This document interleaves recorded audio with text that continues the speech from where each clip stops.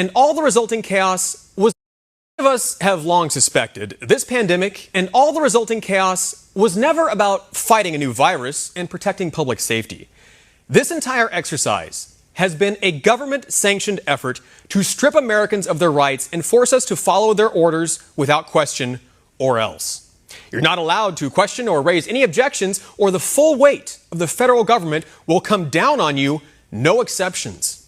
We're supposedly in the midst of the worst pandemic in the history of the world, where hospitals are overflowing with sick and dying patients. But yet at the same time, we can afford to fire hundreds of thousands of healthcare workers who refuse to take the experimental vaccine. Imagine that. And all to fight against the most dangerous virus humanity has ever faced, that you only have a 99.997% chance of surviving. It's so deadly, when you're diagnosed, doctors just tell you to go home and take Dayquil until it goes away. Clearly, something's not adding up, and many now believe it's because this entire situation may have been contrived from the very start.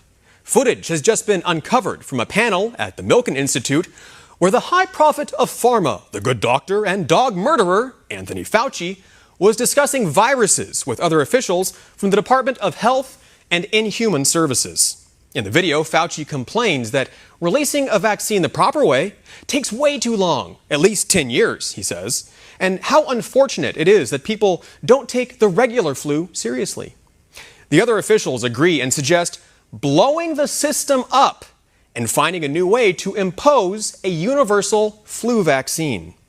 They noted that people would be reluctant to take that kind of vaccine when it hasn't been tried or tested. That's when another doctor, Rick Bright, also a member of the Rockefeller Foundation, proposed that they should disrupt the bureaucratic process somehow and cut through all the red tape using what he called an entity of excitement.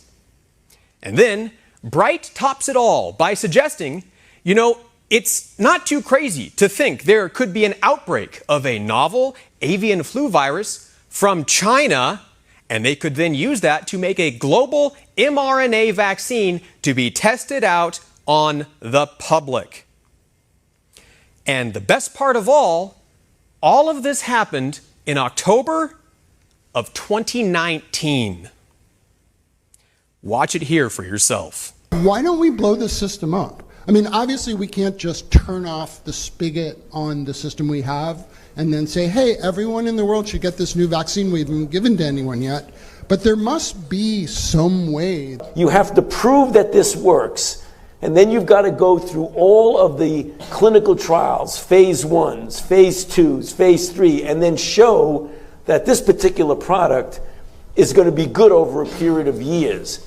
That alone, if it works perfectly, is going to take a decade. There might be a need or even an urgent call for an entity of excitement out there that's completely disruptive, that's not beholden to bureaucratic strings and processes. So we really do have a problem of how the world perceives influenza, and it's going to be very difficult to change that unless you do it from within and say, I don't care what your perception is, we're going to address the problem in a disruptive way and in an iterative way, because you do need both. But it is not too crazy to think that an outbreak of a novel avian virus could occur in China somewhere. We could get the RNA sequence from that, beam it to a number of regional centers, if not local, if not even in your home at some point, and print those vaccines on a patch and self-administer.